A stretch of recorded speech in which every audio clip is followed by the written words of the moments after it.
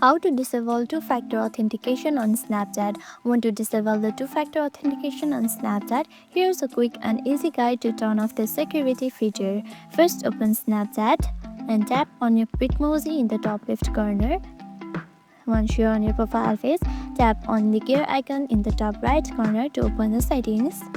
Here, scroll down to My Account, and here you can see two-factor authentication. Tap on it. Here you can see SMS verification. That means a code will be sent to your number. Just toggle this off and tap on OK. And this way your two-factor authentication will be disabled. You'll have to know that disabling two-factor authentication makes your account less secure, so consider re-enabling it when you can. And that's it. If this video helped, please like, subscribe and comment below with your Snapchat questions.